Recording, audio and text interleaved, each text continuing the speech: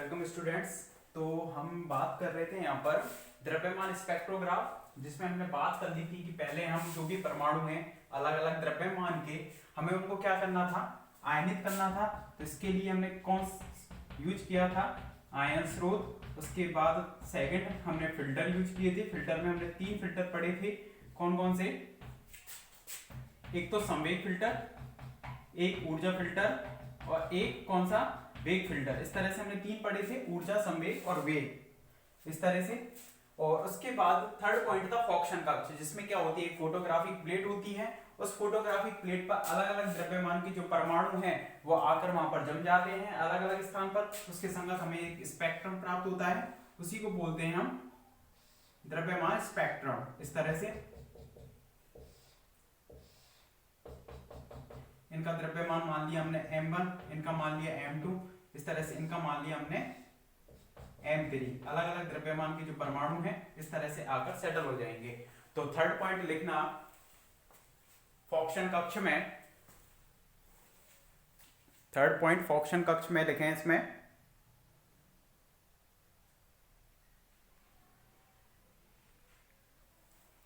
फॉक्शन कक्ष के अंदर, फॉक्शन कक्ष के अंदर एक फोटोग्राफिक प्लेट होती है। फॉक्शन कक्ष के अंदर एक फोटोग्राफिक प्लेट होती है जिस पर अलग अलग द्रव्यमान के परमाणु आकर, जिस पर अलग अलग द्रव्यमान के परमाणु आकर रैखिक रूप में जम जाते हैं।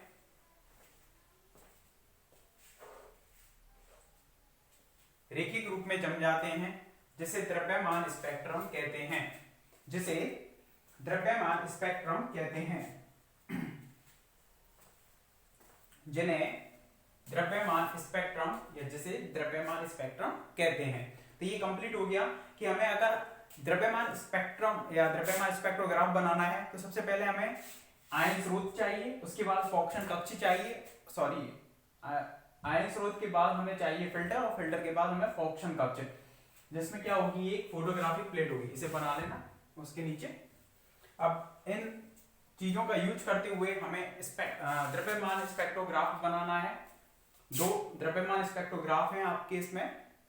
पहले इसको बना लें चित्र को। फोटोग्राफिक प्लेट लिख देना इस पर, photographic plate. Photographic plate,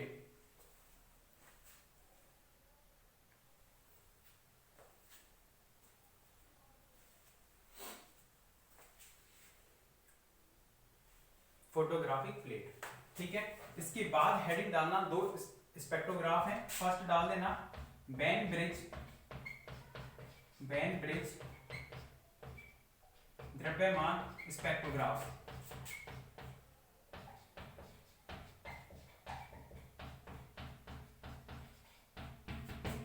ban bridge द्रव्यमान स्पेक्ट्रोग्राफ, इससे बनाए हेडिंग को, और इसमें एक चित्र बनाना है।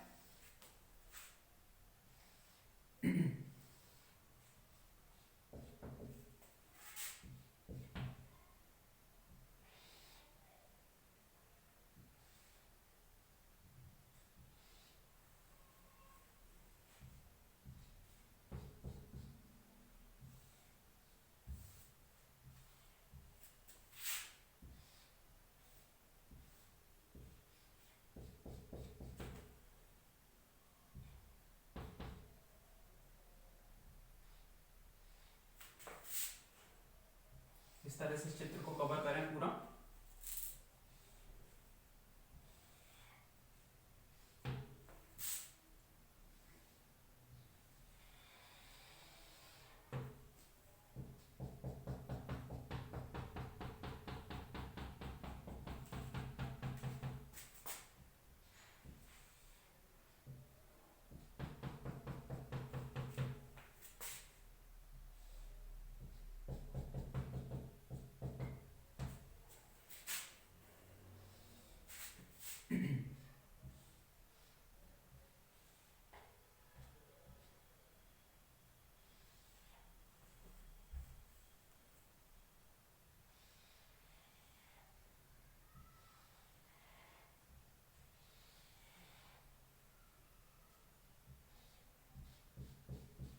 इतना ही है कवर, इसे करें। इसको बोलते हैं यहाँ पर विसर्जन नली,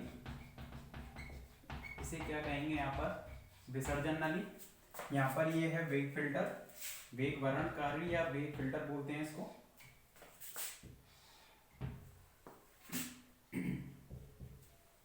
वेग वर्णकारी या इसको बोल सकते हैं हम वेग फिल्टर।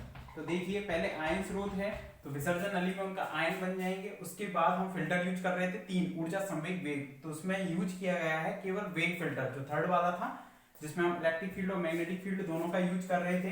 तो इसमें इलेक्ट्रिक फील्ड तो इस तरह से लग रहा है यहाँ पर इस तरह से, तो इसमें क्या है इलेक्ट्रिक फील्ड, और मैग्नेटिक फील्ड इसमें कौन सा है, ये वाला अंदर की ओर। तो तीनों एक दूसरे पर लंबवत हो गए। यहाँ से जो आयन है, आयन बन चुके हैं, आयन यहाँ पर आ रहे हैं इस दिशा में, जिनका द्रव्यमान m है और आवेश कितना है, q equal to Ne। Charge के जो आवेश हैं इसमें से होकर आ रहे हैं, जिन पर इलेक्ट्रिक फील्ड और मैग्नेटिक फील्ड दोनों ही लंबवत हैं। कैसे, ये तो इसमें है, इलेक्ट्रिक फील्ड ये है और मैग्नेटिक फील्ड कहां पर है, अंदर। एक दूसरे के क्या हो गए, तीनों के तीनों परपेंडिकुलर हो गए। तो मैग्नेटिक फील्ड हो गया यहाँ पर, ये इलेक्ट्रिक फील्ड। इस मैग्नेटिक फील्ड को B1 बोल दिया, क्योंकि एक मैग्नेटिक फील्ड यहाँ पर भी यूज किया जाता है, इसको बोला जाता है यहाँ पर डी कक्ष। डी कक्ष के अंतर्गत एक मैग्नेटिक फील्ड यूज किया जाता है, वो भी तल के लंबवत है इस तरह से। पहले देखें इधर, फिर बना लेना। तल के लंबवत है, उसको बोलेंगे मैग्नेटिक फील्ड B2, दोनों का यूज किया जाएगा। ये यहाँ पर क्या है, फोटोग्राफिक प्लेट है, अलग अलग त्रिज्या में यहाँ पर कि पथ पर आएंगे परमाणु अलग अलग द्रव्यमान वाले, और यहाँ पर क्या हो जाएंगे, ये इस तरह से रेखांकित हो जाएंगे। तो इसे कंप्लीट करें, एक बार फिर से समझाऊंगा। इसे बोलते हैं फोटोग्राफिक प्लेट। करें इसको।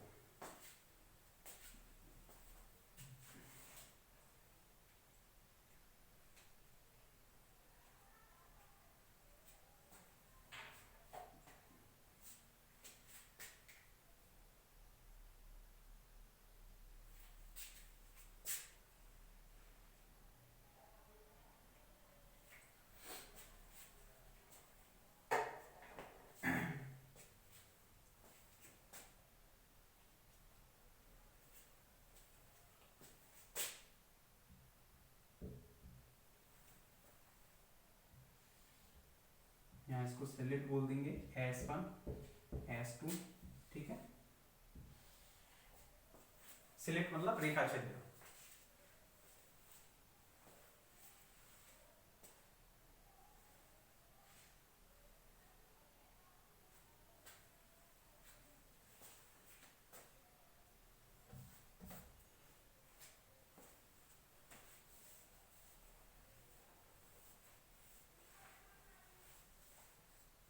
पूरा नाम लिख देना, अगर आपकी जगह हो यहाँ पे लिख देना, तीर का निशान लगाकर, photographic plate. Okay. Magnetic field यहाँ पर B1 है, डी कक्ष है, कक्ष बना हुआ है, कमरा टाइप का है, इस गोलाकार होता है, अर्ध गोलाकार। तो इसके अंतर्गत मैग्नेटिक फील्ड B2 है, और जो कि कहां पर है, तल के लंबवत अंदर की साइड में है, इसलिए क्रॉस से रिप्रेजेंट किया है इसको, डी कक्ष। और इनको बोल दिया, जैसे कि इस प्लेट को नाम बोल दिया P1 और इसको बोल दिया P2, कुछ भी बोल सकते हो, PQ बोल सकते हो, ABCD कुछ भी।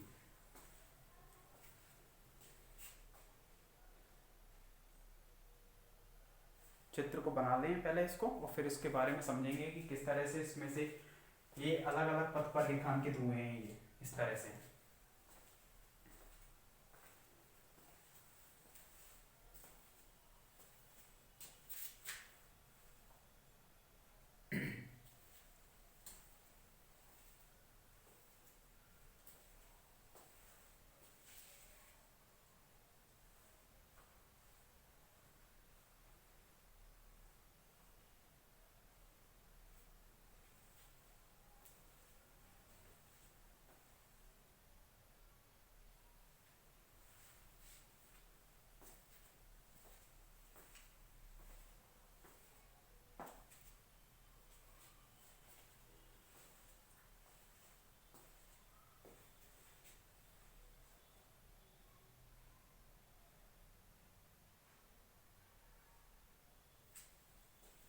दोनों को लगभग बराबर कर देना है इनको, इस तरह से। देखें इधर, अगर चित्र बना दिया है तो, या नहीं बनाया है तो पॉज करके बना लेना। विसर्जन नली, विसर्जन नली का केवल काम क्या है कि जो भी गैस है, गैस इसके अंतर्गत भरी हुई है और गैस के जो परमाणु हैं अलग अलग द्रव्यमान के हैं, क्योंकि द्रव्यमान स्पेक्ट्रोग्राफ का यूज किसके लिए किया जा रहा है, जो अलग अलग द्रव्यमान के परमाणु हैं उनको अलग अलग करने के लिए। जैसे कि कोई भी गैस भरी हुई है इसमें, तो जैसे कि हाइड्रोजन ही भरी हुई है, तो हाइड्रोजन के 3 समस्थानिक हैं, 1s1 1s2 और 1s3, इसमें तीनों हैं, मिश्रण है इन तीनों का। इन तीनों के परमाणु को हमें सबसे पहले क्या करना है, अलग अलग करना है। तो सबसे पहले हम इनको आयनित करेंगे, घनायन बनाएंगे इनके।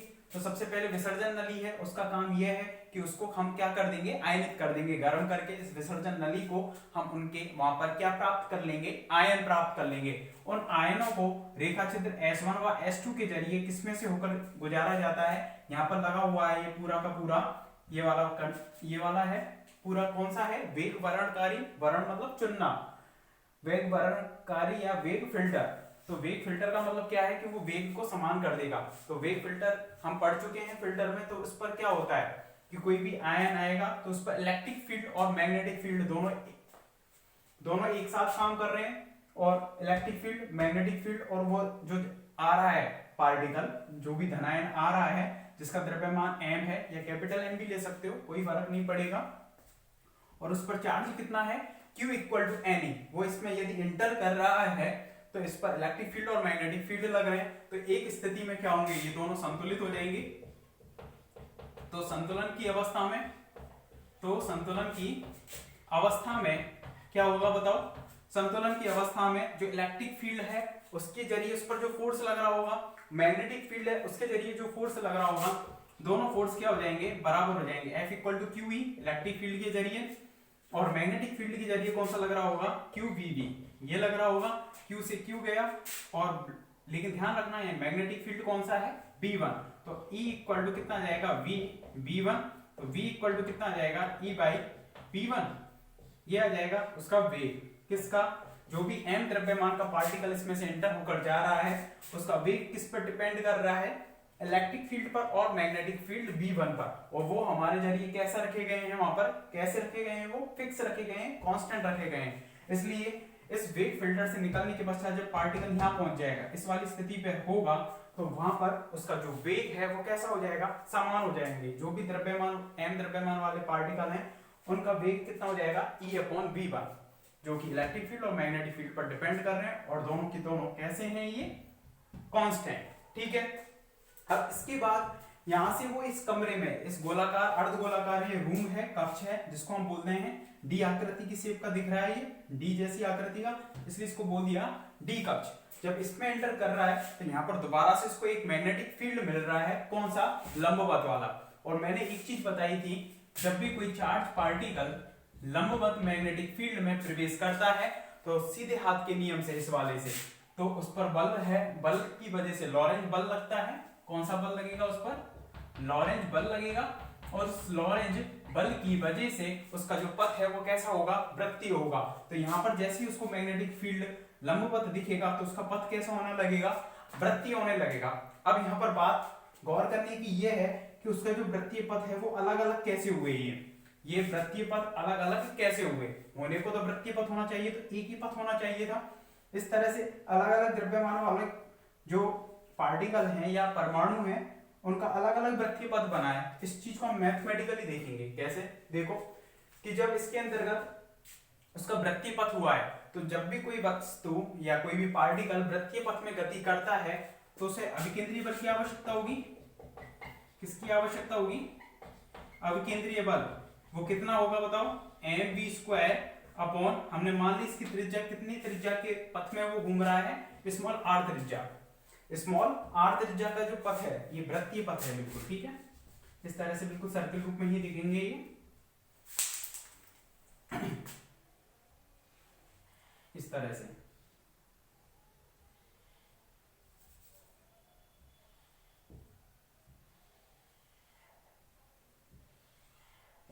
ठीक है, इस तरह से सर्कल रूप में दिखेंगे। तो इसकी जो रेडियस है, यानी कि इसको अगर हम v वेग है धनायन का, और वो r त्रिज्या के वृत्तीय पथ में, r का मान कुछ भी हो सकता है, इसके लिए r1 मान लिया, r2 r3 कुछ भी हो सकता है, तो mv² अपॉन r आवश्यक अभिकेंद्रीय बल किससे मिलेगा, लॉरेंज बल से, लॉरेंज बल Q V क्रॉस B से, और V और V वेग तो उसका इसमें है और परपेंडिकुलर क्या है, पहले ऐसे लिख दो भले, Q V क्रॉस B, इससे मिलेगा Q V क्रॉस B, तो VP हो जाएगा, क्यों, क्योंकि मैग्नेटिक फील्ड और वेग एक दूसरे के कैसे हैं, ये दोनों लंबवत है। लेकिन मैग्नेटिक फील्ड हम यहाँ पर कौन सा लिख रहे हैं, B2 मैग्नेटिक फील्ड है।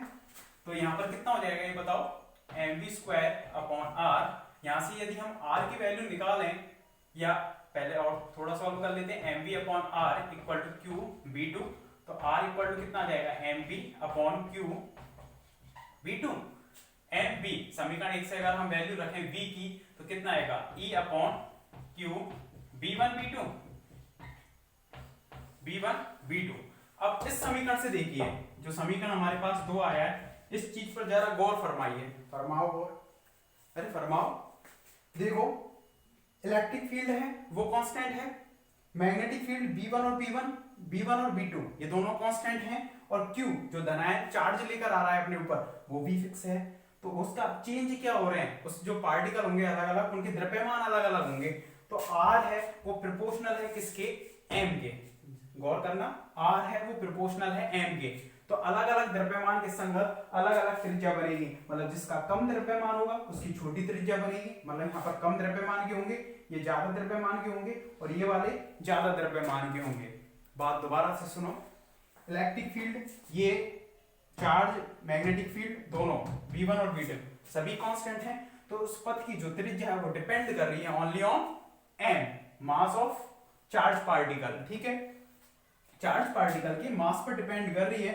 तो जिसका भी मास ज्यादा होगा उसके संगत उसकी रेडियस भी ज्यादा होगी। तो हम कह सकते हैं समीकरण 2 से क्या, कि जिसका द्रव्यमान अलग होगा तो वो अलग अलग त्रिज्या का क्या बनेगा, पाथ। जिनका समान द्रव्यमान होगा, m जिनके लिए कांस्टेंट है, उसके लिए r भी क्या रहेगा, फिक्स रहेगा, मतलब उनका जमाव सभी का एक ही जगह पर होने लग जाएगा।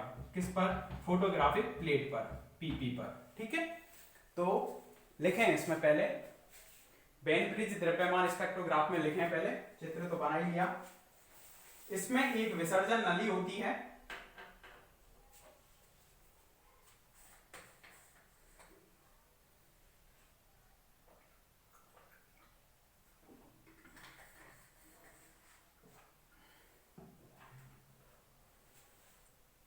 इसमें एक विसर्जन नली होती है जिसमें वह गैस भरी होती है, जिसमें वह गैस भरी होती है जिसके आयनों का द्रव्यमान ज्ञात करना होता है, जिसमें वह गैस भरी होती है जिसके आयनों का द्रव्यमान ज्ञात करना होता है।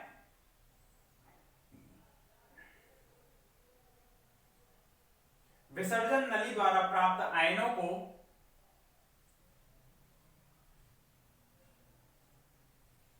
विसर्जन नली द्वारा प्राप्त आयनों को रेखाचित्र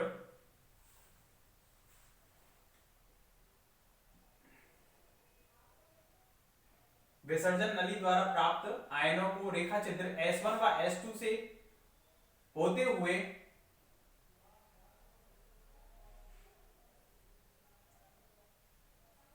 रेखाचित्र S1 व S2 से होते हुए वेग वर्णकारी में प्रवेश कराया जाता है, वेग वर्णकारी में प्रवेश कराया जाता है।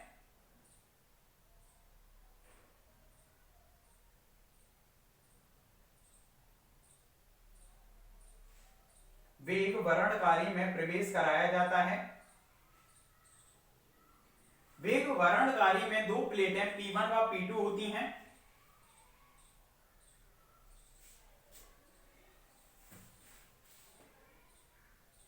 वेग वर्णकारी में दो प्लेटें P1 व P2 होती हैं, जिनके मध्य विद्युत क्षेत्र पुंज के लंबवत लगाया जाता है। पुंज मतलब आयन पुंज, जो बीम जो आ रही है। दो प्लेटें P1 व P2 होती हैं जिनके मध्य विद्युत क्षेत्र पुंज के लंबवत लगाया जाता है। उसी क्षेत्र में एक चुंबकीय क्षेत्र B1 होता है, उसी क्षेत्र में एक चुंबकीय क्षेत्र B1 होता है,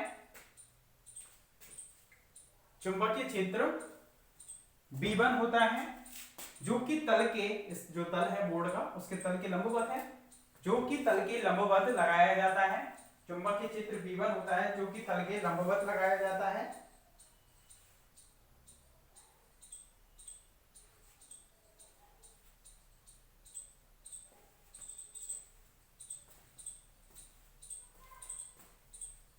इसके आगे लिखना नेक्स्ट लाइन से, माना स्मॉल m द्रव्यमान, माना स्मॉल m द्रव्यमान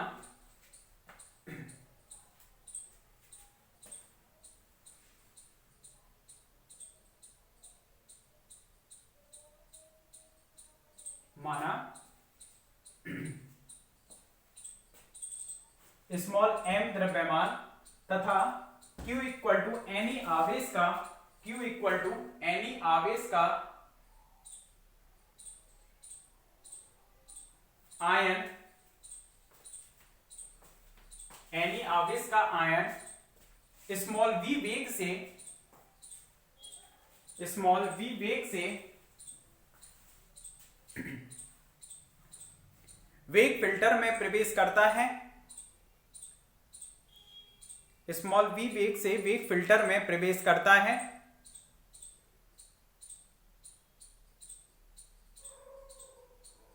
स्मॉल v वेग से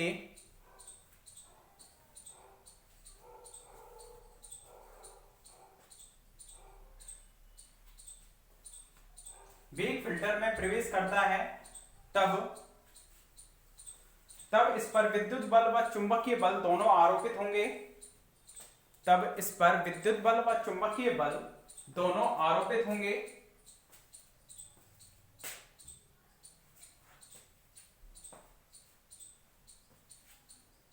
तब इस पर दोनों बल, विद्युत बल व चुंबकीय बल आरोपित होंगे। अतः संतुलन की अवस्था में, अतः संतुलन की अवस्था में, समीकरण नंबर 1 तक लिख देना, समीकरण नंबर 1 तक।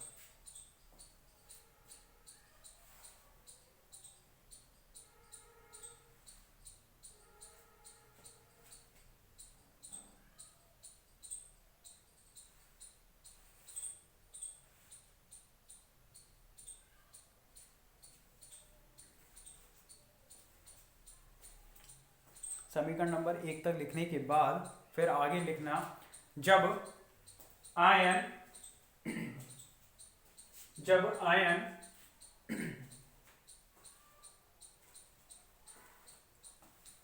वेग फिल्टर में से निकलकर डी कक्ष में प्रवेश करता है तो, डी कक्ष में प्रवेश करता है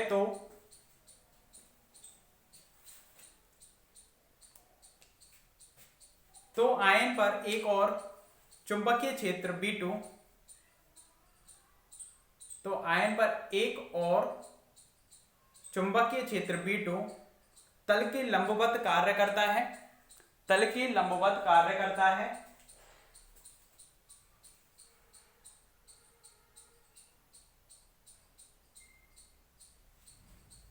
जिसके कारण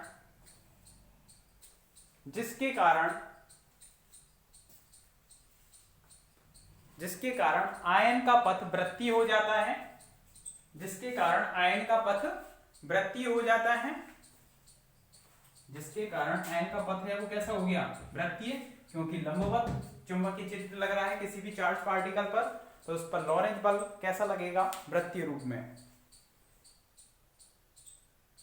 वृत्तीय हो जाता है। इसके लिए उसे आवश्यक अभिकेंद्रीय बल, इसके लिए उसे आवश्यक अभिकेंद्रीय बल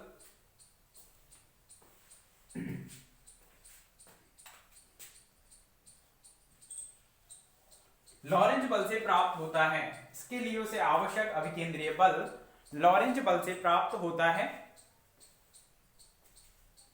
अर्थात करके पूरा लिख दें समीकरण नंबर 2 तक।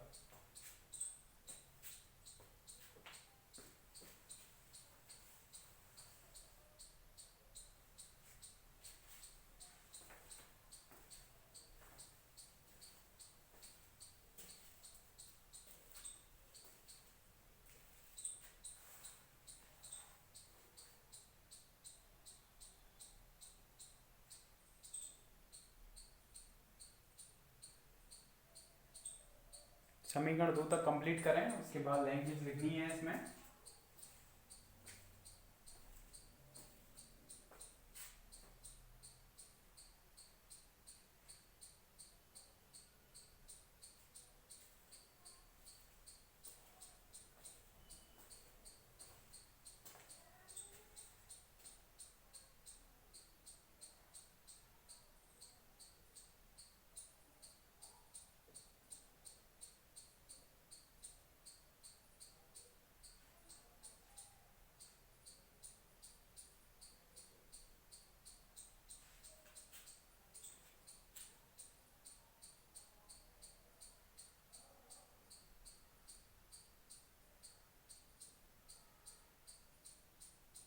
लिखना, अतः समीकरण 2 से स्पष्ट है कि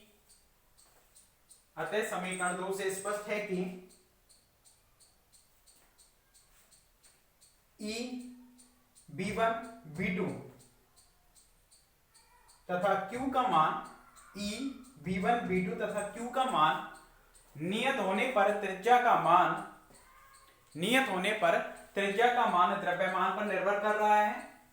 समीकरण 2 से स्पष्ट है कि E B1 B2 तथा Q का मान नियत होने पर त्रिज्या का मान द्रव्यमान पर निर्भर कर रहा है।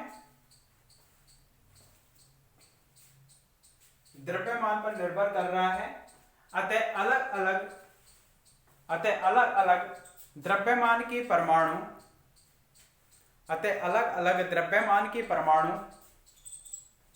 अलग अलग त्रिज्या के वृत्तीय पथ पर अलग अलग त्रिज्या के वृत्तीय पथ पर गति करके फोटोग्राफिक प्लेट पर फोकसित हो जाते हैं।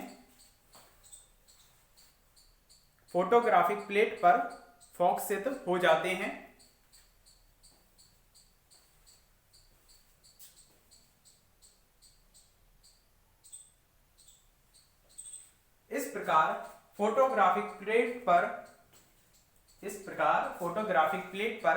द्रव्यमान स्पेक्ट्रम प्राप्त किया जाता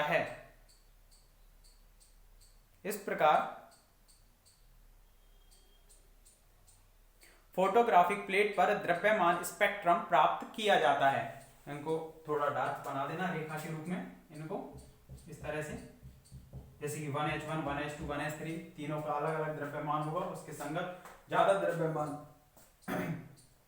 द्रव्यमान वाला कहां पर आएगा, ज्यादा त्रिज्या पर, तो ज्यादा रेडियस वाला तो इधर आएगा 1H3, इसका द्रव्यमान ज्यादा है, इसका कम है 1H2 और 1H1, कम द्रव्यमान का कम त्रिज्या का पथ पर आएगा। ठीक है, जितनी ज्यादा द्रव्यमान उतना ही उसकी पथ की त्रिज्या भी ज्यादा होगी। तो यहाँ पर आपका ये वेन ब्रिज द्रव्यमान स्पेक्ट्रोग्राफ है वो कंप्लीट हो गया। इसके बाद है आगे दूसरा, इसके बाद जो दूसरा है आपका द्विफॉक्सी, कौन सा है, द्विफॉक्सी द्रव्यमान स्पेक्ट्रोग्राफ। पहला था वेन ब्रिज, इसमें द्विफॉक्सी द्रव्यमान स्पेक्ट्रोग्राफ। द्विफॉक्सी इसको क्यों बोल रहे हैं, क्योंकि द्विफॉक्सी का मतलब दो चीजों का फोकस है इसमें, मतलब फोटोग्राफिक प्लेट पर एक तो वेग का, आयनों के वेग का और दिशा, दोनों का यहाँ पर क्या किया जाता है, फोकशन किया जाएगा, एक तो वेग का और एक दिशा का, इसलिए इसको बोल रहे हैं द्विफॉक्सी द्रव्यमान स्पेक्ट्रोग्राफ। इसे पढ़ेंगे नेक्स्ट लेक्चर में। ओके।